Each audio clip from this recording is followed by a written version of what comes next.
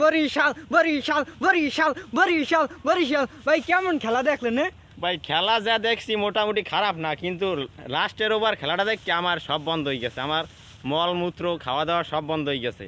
লাস্টের ওভার কায়েল মায়ার যে বলগুলো করছে ওগুলো একটাও বল না, ও বলেন মধ্যে পরে ও আন্ডা মারছে, আন্ডা। 6 বলে 6টা বানান কেউ খাইছে জীবনে। ও জায়গায় যদি বাংলাদেশি কোনো একটা বলার শাহিন আফ্রিদি বা অন্য কেউ থাকতে তাইলে এই বানানগুলো খাইতে না। না, আমি গেলে ওখানে ভালো খেলতাম।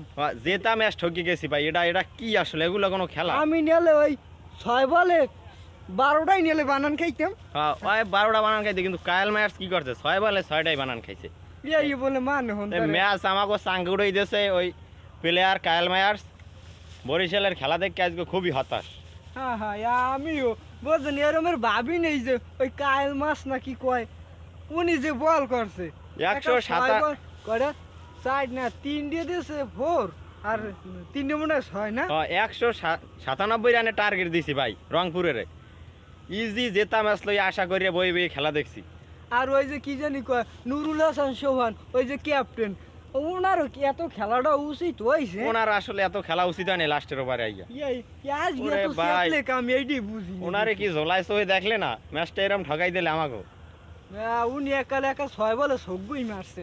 6 বলে 6টা মায়ের। ওরে ভাই কি দেখলাম! অনেকে কান্দাঘাড়ির অবস্থা, অনেকে খাওয়া দাওয়া বন্ধ, আমারই তো পেটসাপ বন্ধ হয়ে গেছে। অনেকে রোজা রাখকে খেলা দেখতে পাইছে আমাকে জায়গায় যা দেখছি আমরা। হ্যাঁ হ্যাঁ, আসলে এসব বোলিং দিয়ে আসলে হইবে না রে ভাই। কায়েল মায়ার্স ভালো ব্যাটিং করে এটা মানি, কিন্তু বোলিংয়ে যে এই অবস্থা আসলে বলার নাই কিছু।